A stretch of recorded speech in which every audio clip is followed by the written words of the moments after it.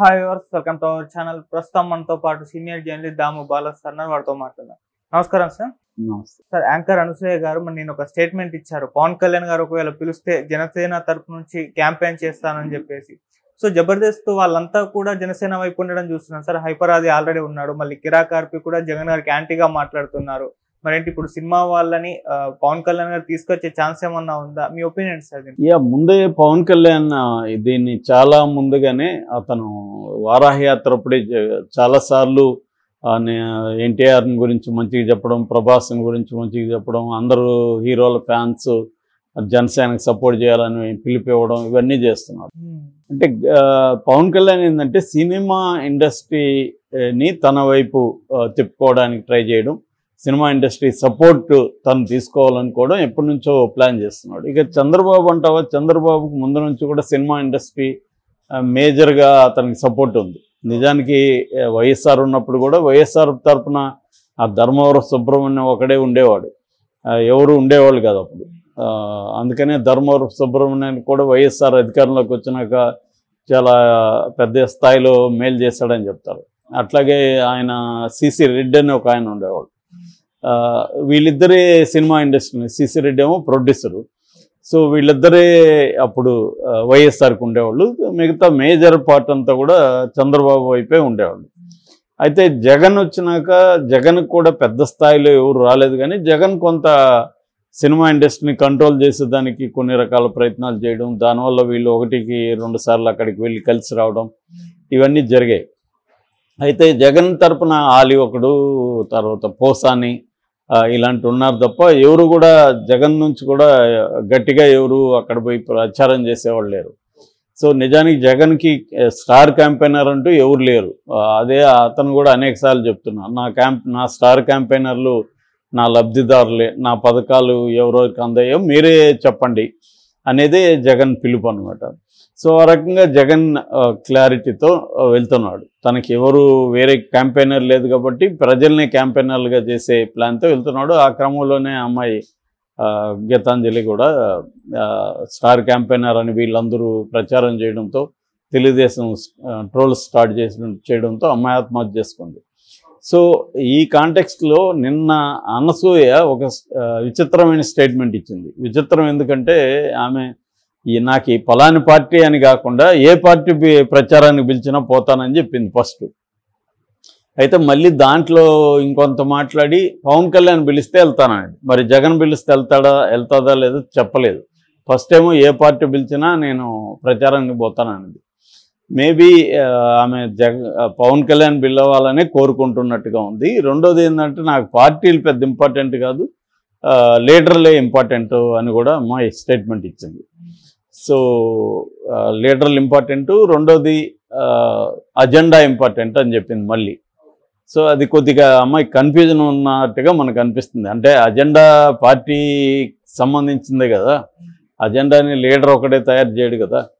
So మరి agenda అంటే party agenda అని అర్థం. ఒక పక్కేమో అజెండా కావాలంటుంది, ఇంకొక పార్టీ వద్దంటుంది, ఇంకొక ఎవరు పిలిచినా వెళ్తానంటుంది, ఇంకోవైపు పవన్ కళ్యాణ్ పిలిస్తే వెళ్తానంటుంది. ఇలాంటి ఒక కన్ఫ్యూజ్ అయితే కనిపిస్తుంది.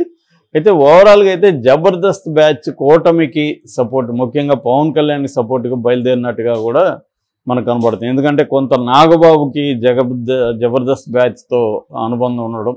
సో నాగబాబు కొంత టీవీలో అనేక ప్రోగ్రాంలో ఆయన ఉన్నాడు కాబట్టి ఈ బ్యాచ్ అంతా ఆయనకు బాగా క్లోజ్ కాబట్టి, సో మెల్లగా నాగబాబు ఏం చేస్తున్నాడంటే ఒక్కొక్కరిని అట్రాక్ట్ చేసి తీసుకెళ్తామన్న ఆలోచనలో ఉన్నాడు. అంటే వాళ్ళకి పవన్ కళ్యాణ్కి ఉన్న ఇబ్బంది ఏంటంటే ఆయన పిఠాపురంలో గెలవడం కొద్దిగా ఛాలెంజింగ్గా ఉంది కాబట్టి పిఠాపురం మీద పవన్ కళ్యాణ్ కొంత ఫోకస్ చేయాలి. అట్లాగే జనసేన అభ్యర్థుల మీద కూడా పవన్ కళ్యాణ్ ఫోకస్ చేయాలి. కానీ తెలుగుదేశం ఏమనుకుంటుంది, పవన్ కళ్యాణ్ని తమ తెలుగుదేశంకి ఎక్కడెక్కడ అవసరం ఉందో అక్కడ కూడా పవన్ కళ్యాణ్ తిప్పాలనేది తెలుగుదేశంకున్న అవగాహన. ఎందుకంటే పవన్ కళ్యాణ్తో పొత్తు పెట్టుకోవడంలో అది కూడా ఒకటి. పవన్ కళ్యాణ్ కరిష్మా ఉంది, యూత్ పెద్ద ఎత్తున ఫాలోయింగ్ ఉంది. ఈసారి యూత్ ఫస్ట్ టైం ఓటర్స్ దాదాపు 70 లక్షల మంది ఆంధ్రప్రదేశ్లో ఓట్లు వేస్తున్నారు. సో ఈ యూత్ని అట్రాక్ట్ చేయడం కోసం పవన్ కళ్యాణ్ని మనం క్యాంపెయిన్కి వాడుకుందాం అనేది చంద్రబాబుకున్న అండర్స్టాండింగ్.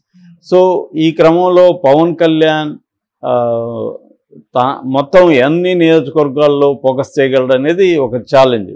అందుకోసం పవన్ కళ్యాణ్ ప్లాన్ ఏంటంటే తనే కాకుండా కొంతమంది సినిమా వాళ్ళని తీసుకురావడం ద్వారా తెలుగుదేశం, జనసేన, బీజేపీ కూటమికి కొంత ఊపు వస్తుంది. ముఖ్యంగా యూత్ సినిమా ప్రభావం, యూత్ మీద జబర్దస్త్ ప్రభావం ఇదంతా విమెన్ మీద కూడా ఉంటుంది కాబట్టి విమెన్ యాక్టర్స్ని, విమెన్ జబర్దస్త్లో ఉండే విమెన్ వాళ్ళని కూడా తీసుకొద్దామనేది నాగబాబుకి అప్పగించిన ప్లాన్. మన పవన్ కళ్యాణ్ నాగబాబుకి అప్పగించాడని చెప్తున్నారు. ఎందుకంటే ఆయనైతే అందరితో పర్సనల్ ర్యాప్ ఉంటుంది, పవన్కి అందరితో ఉండదు, నాగబాబుకి అయితే అందరితో ఉంటుంది కాబట్టి వాళ్ళని రోప్ చేద్దామనేది ప్లాన్గా కనిపిస్తుంది. సో ఆ కాంటెక్స్లో మనం ఈ అమ్మాయి కన్ఫ్యూజింగ్గా మాట్లాడినా ఫైనల్గా పవన్ కళ్యాణ్ పిలిస్తే వెళ్తానంటుంది కాబట్టి మోస్ట్లీ జనసేనకే ప్రచారం చేసే అవకాశం ఉంది. జనరల్గా ఏంటంటే సినిమా వాళ్ళకి చాలామందికి పెద్ద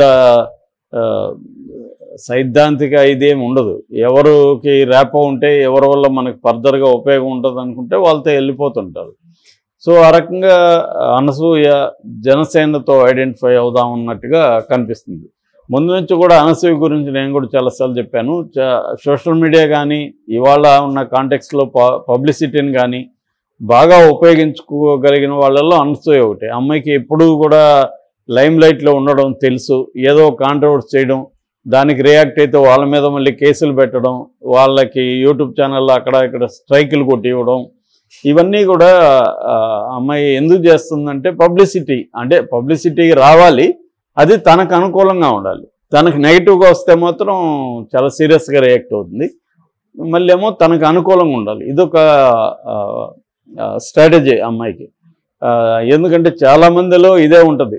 మన సమంత విషయంలో కూడా చూసాం. సమంత విషయంలో కూడా నెగిటివ్ వచ్చేసరికి ఆమె హైకోర్టుకు కూడా వెళ్ళింది. హైకోర్టు కూడా కామెంట్ చేసింది, మీరు పబ్లిక్ ప్లేసుల్లో ఉన్నప్పుడు మీరు అనుకున్నట్టే రియాక్షన్ ఎలా ఉంటుంది అనేది కూడా హైకోర్టు అడిగింది. ఇదొక ఇబ్బంది. అంటే చాలామంది ఏంటంటే వాళ్ళకి నచ్చినట్టుగా అందరూ రియాక్ట్ అవ్వాలి, లేదంటే వాళ్ళని మేము స్ట్రైకులు చేస్తాము లేదా కోర్టులకు వెళ్తాము, కేసులు పెడతాము అన్నది. అంటే వాళ్ళకి పబ్లిసిటీ రావాలి కానీ అది వాళ్ళు అనుకున్న పద్ధతిలో ఉండాలి.